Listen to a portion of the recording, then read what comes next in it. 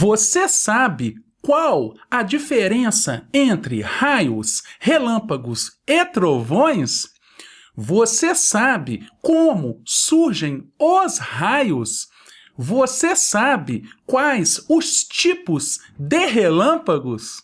Você sabe como calcular a distância aproximada em metros de onde o raio caiu? No caso dos raios, eles são formados a partir da eletrização de nuvens muito altas, que predominam a cerca de 4 quilômetros do solo e podem possuir 12 quilômetros de espessura.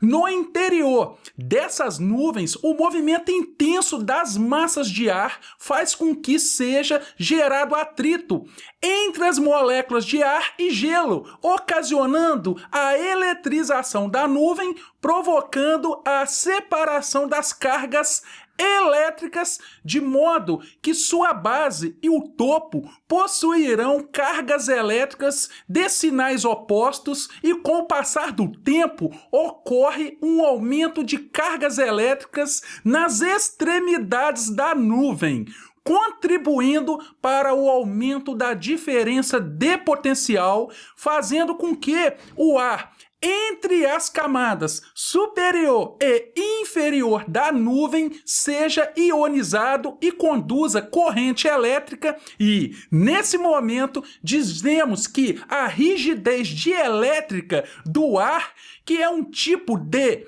isolante elétrico, foi rompida e uma enorme descarga elétrica é criada, e essa descarga elétrica criada é chamada de raio. Então, resumindo, podemos dizer que o raio é uma descarga elétrica de grande intensidade que ocorre na atmosfera, ou seja, o movimento das cargas. Já no caso dos relâmpagos, podemos afirmar que é a emissão intensa de radiação eletromagnética, sendo percebida pelo olho humano como um repentino clarão de intensa luminosidade, frequentemente com acentuada cintilação, que precede ou acompanha o trovão. Então, resumindo, podemos dizer que o relâmpago é a luz emitida pela descarga, ou seja, o que você verá primeiro, pois a velocidade da luz é maior que a velocidade do som. Então, quais os tipos de relâmpagos? Em termos gerais, existem dois tipos de relâmpagos: os relâmpagos na nuvem e os relâmpagos no solo. Os relâmpagos na nuvem costumam ser os primeiros a ocorrer em uma tempestade, precedendo os relâmpagos no solo por várias dezenas de minutos, e apresentam os seguintes subtipos: o relâmpago intranuvem, que se propaga dentro da nuvem, sendo que cerca de 70% dos relâmpagos são do tipo intranuvem. Temos também o relâmpago nuvem-nuvem, que se propaga fora da nuvem, rumo a outra nuvem. Temos o relâmpago nuvem-ar, que se propaga fora da nuvem numa direção qualquer no ar. Já o relâmpago nuvem-solo é uma descarga entre uma nuvem tempestuosa e o solo, sendo o que apresenta maior ameaça à vida e à propriedade, uma vez que atinge o chão. E mais de 99% dos relâmpagos no solo são relâmpagos nuvem-solo. Já o relâmpago solo-nuvem ocorre entre o solo e uma nuvem tempestuosa, iniciado pelo movimento ascendente, sendo relativamente raros e geralmente ocorre no topo de montanhas ou estruturas altas, como torres. Os relâmpagos no solo podem também ser classificados em relação à sua polaridade, como relâmpagos negativos e relâmpagos positivos. O relâmpago negativo é o mais comum, sendo formado na base da tempestade, e cerca de 90% dos relâmpagos, tipo nuvem-solo e solo-nuvem, que ocorrem em nosso planeta, são negativos. No relâmpago positivo, as partículas de carga positiva correm em direção ao solo e atraem as partículas negativas, sendo um tipo de raio que se desloca para fora da nuvem, em céus aparentemente claros ou apenas ligeiramente nublados, sendo que o trovão produzido por esses raios geralmente é mais forte e duradouro. E por causa da distância muito maior que viaja antes da descarga, os raios positivos tipicamente são de 6 a 10 vezes mais fortes que um raio negativo e duram cerca de 10 vezes mais.